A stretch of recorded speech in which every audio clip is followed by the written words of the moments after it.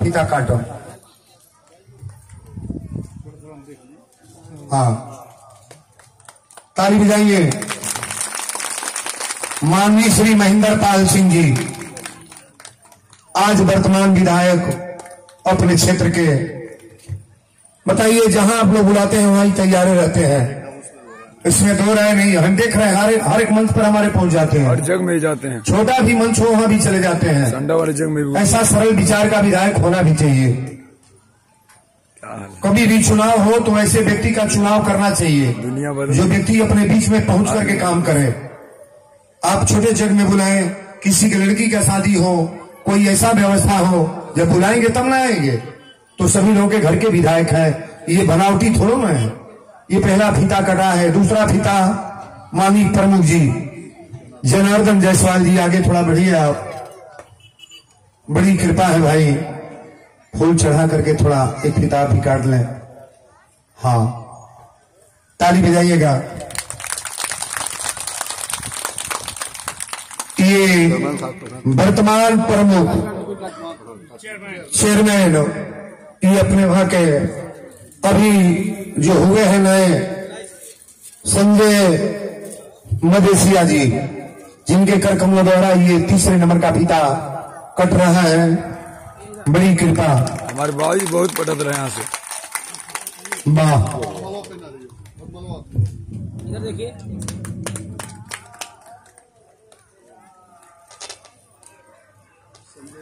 संजय सिंह प्रधान संघ के अध्यक्ष, आप आगे बढ़े, आप भी एक फीता काटे। बड़ी कृपा भाई।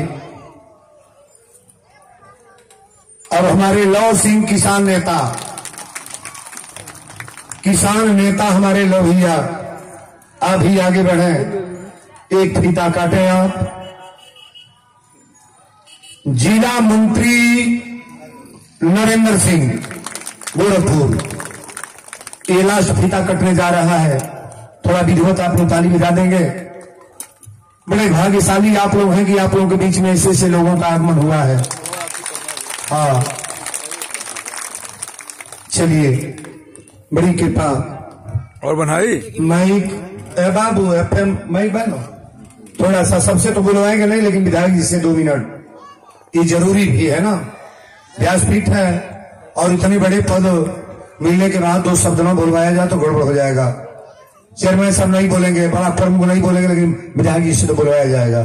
थोड़ा माइक दे दीजिए आप। जय श्री सीताराम, जय हनुमान जी महाराज।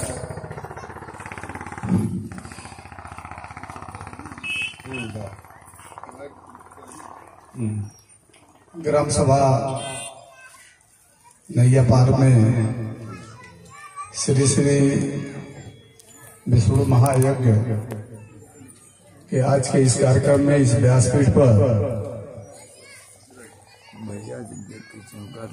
हमारे गुरु जी वीरेंद्र तिवारी जी महाराज का मैं बाबा जी का अंतिम सबसे पहले आपके चरणों में शीश नमन करके प्रणाम करता हूँ। आज के इस कार्यक्रम में संपूर्ण जो यज्ञ करता सम्मानित दिनेश मणि त्रिपाठी जी सहयोगी के रूप में, तेजा भगत जिला पंचायत सदस्य है ना, जिला पंचायत सदस्य तेजा भगत जी अध्यक्ष, और भारतीय जनता पार्टी के हमारे वरिष्ठ कार्यकर्ता हैं, शायद बूथ अध्यक्ष भी हैं, सम्मानित आशुतोष मणि त्रिपाठी जी।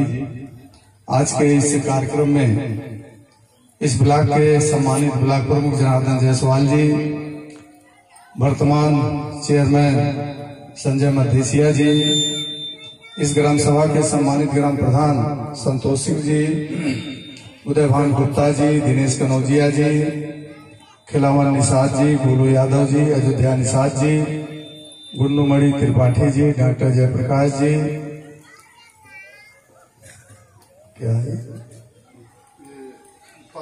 पारस नाथ गुप्ता जी, दुर्गेश पांडे जी, परमेंद्र जी, सुरजीत सिंह जी, रामनाथ मौर्य जी, राजेश कुमार जी, और अंतर्राष्ट्रीय किसान नेता लव सिंह जी, प्रधान संघ के अध्यक्ष संजय सिंह जी, हमारे जिले के मंत्री सम्मानीय नरेंद्र सिंह जी, सोनू सिंह जी,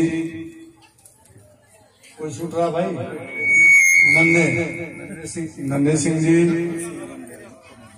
क्षेत्र पंचायत सदस्य रामदयाल कनौजिया जी, और आज के इस कार्यक्रम में इस ग्राम सभा से आए हुए सभी सम्मानित श्रद्धालुजन और बड़ी संख्या में यहाँ पर आई हुई हमारी मातृशक्ति को मैं प्रणाम करता हूँ। महाराज जी के साथ हम सबका बराबर ऐसे यज्ञों में, धार्मिक कार्यों में मुलाकात होती रहती है। महाराज जी ने सही कहा कि ये पहली बार मैं देख रहा हूँ कि यहाँ पे भीड़ नहीं है।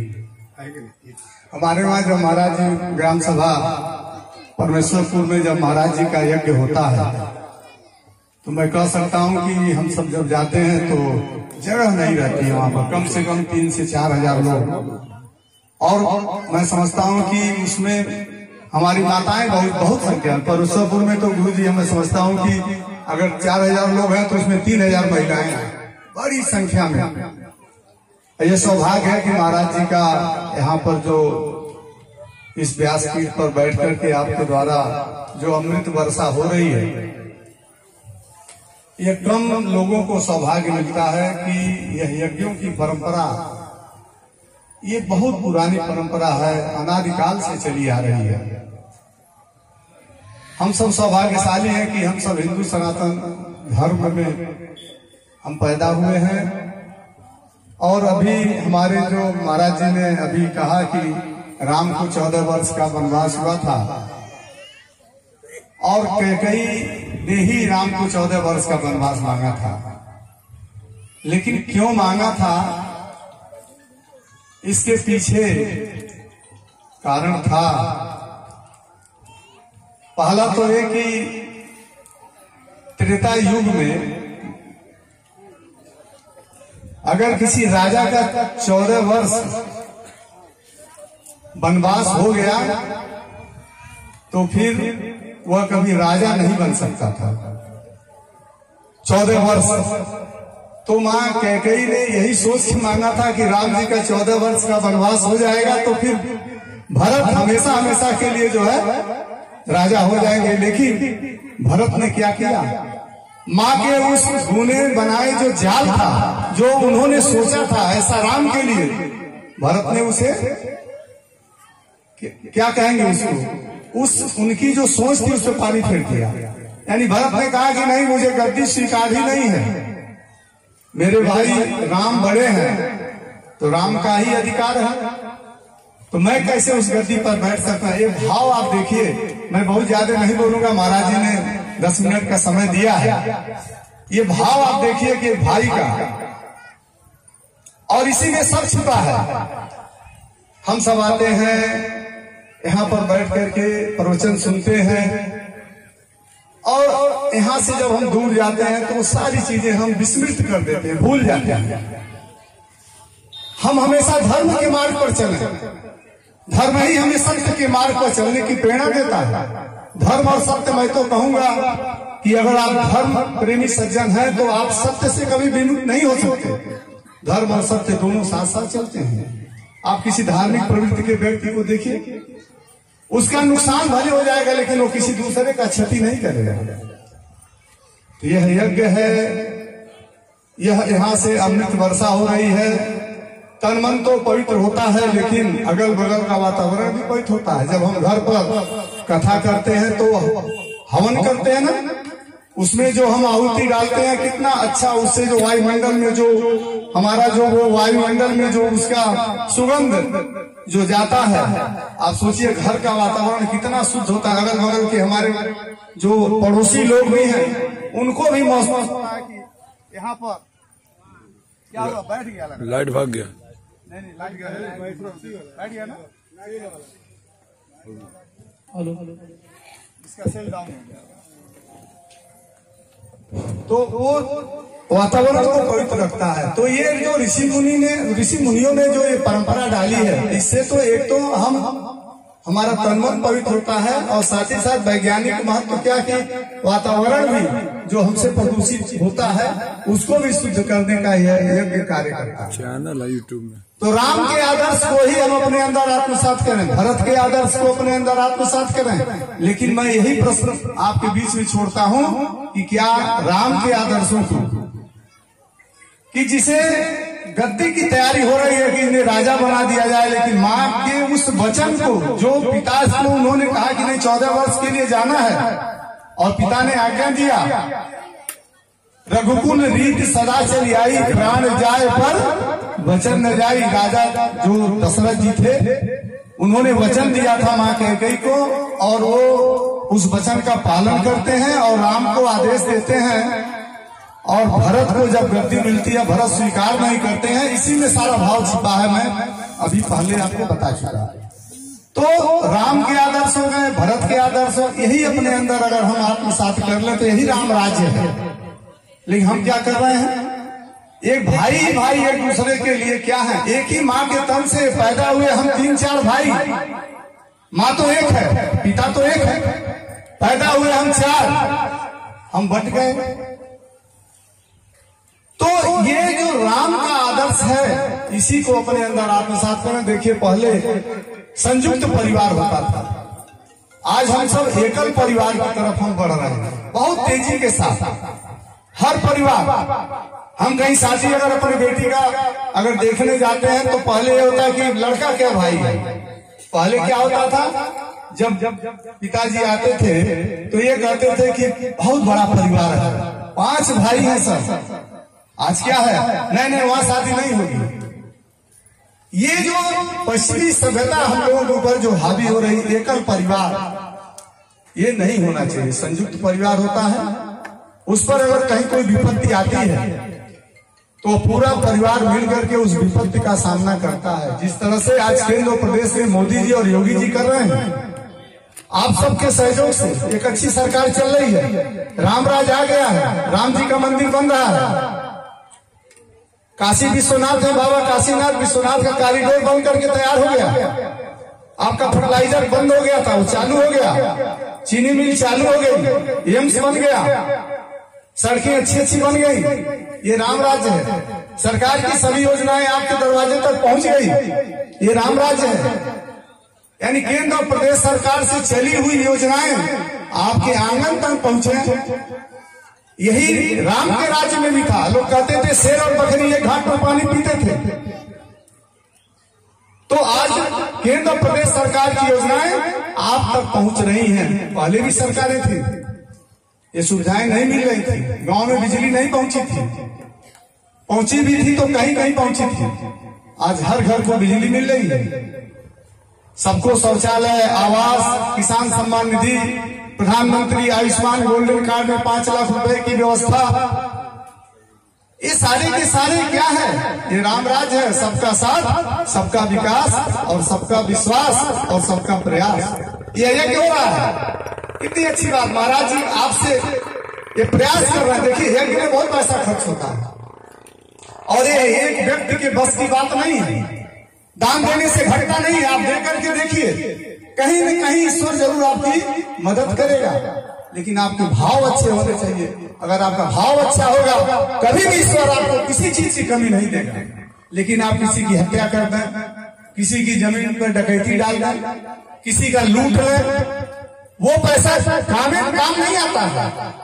हम सोचते हैं कि हमने फला को लूट लिया है, इतना पैसा हम अपने भाई का हक मार करके ले लिए हैं, लेकिन वो पैसा कैसे निकल जाता है वो आपको पता नहीं चलता है। आप भाव शुद्ध रखिए, कभी भी किसी चीज की कमी नहीं होती है। जिस परिवार में माताओं का, ये जगत जननी जगदम्बा है, सृष्टि इन्हीं से है, इनका सम्मान होना चाहिए। ये आदि आबादी, इनका सम्मान होना चाहिए। जिस परिवार में माता का सम्मान हो, बड़ों का सम्मान हो, वो परिवार निरंतर आगे बढ़ता है। और यह यज्ञ हमें यही बताता है, और महाराज जी भी यही बात आपको बता रहे हैं। दान दीजिए, दान देंगे तो जो हमारे इस संपूर्ण यज्ञ को करने वाले जो अपने कार्यकर्ता हैं, उनका मनोबल बढ़ेगा, अगले साल और अच्छे तरीके से यज्ञ होगा। आज महाराज जी कह रहे हैं बहुत कम लोग हैं, अच्छे तरीके से होगा तो और भी लोग यहाँ आएंगे। महाराज जी के द्वारा जो अमृत वर्षा होगी उसको अपने अंदर आत्मसात करेंगे और वही अपने समाज और परिवार में आप सब वही सब देने का कार्य करिएगा। राम के आदर्शों को हमें अपने अंदर आत्मसात करिए। अभी मैं एक से आ रहा हूँ, महाराज जी में था हरपुर में। हमारे बुजुर्ग क्या कहते थे, मैं वही इस बात को मैं वहां भी बताया हूँ। हम कहते हैं क्या, बड़े बुजुर्ग क्या कहते थे पहले, वो सब खत्म हो रहा है। राम राम क्या कहते थे, एक दूसरे का अभिवादन कैसे होता है, राम राम कहते हैं ना लोग, भाई राम राम। राम राम का मतलब क्या है कि राम के नाम लेने से हम सब धन्य हो जाते हैं, हम तर जाते हैं। उस राम को जो हमारी अंतिम यात्रा में राम नाम सत्य के नाम से निकलती है, उस राम को हम कैसे भूल सकते। राम राम का मतलब है कि वो जो माला है 108 दाने की, वह 108 दाने की बराबर है। र जो वर्णमाला के जो अक्षर है उसमें 27वें नंबर पर र आता है और आ की मात्रा दूसरे नंबर पर आती है और म 25वें नंबर पर आता है। आप 27, 2, 29 और 25 आप जोड़ेंगे 54 होगा और जब 54 जोड़ेंगे राम राम जब कहेंगे तो वह क्या होगा, 108 दाना जो आपके माले में होती है वह राम राम होता है। हम राम हम राम राम एक दूसरे का अभिवादन कर रहे हैं। अब तो गुड मॉर्निंग हो गया, गुड नाइट हो गया, हम सब इससे दूर हो रहे हैं। हम जरा इसे अपना करके देखें, इसे अपने अंदर आत्मसात करें। एक दूसरे के प्रति प्रेम संबंध आचरण हमारा अच्छा होना चाहिए। तब जो हमारे महाराज जी हैं जो यहाँ से बैठ करके जो एक संदेश दे रहे हैं हिंदू जनमानस को, वो सार्थक होगा। आज के अवसर पर एक बार पुनः आप सभी के चरणों में, यहाँ सब हमारे बड़े ही बैठे हैं, हम व्यासपीठ को नमन करते हुए आप सबके प्रति मेरी शुभकामना।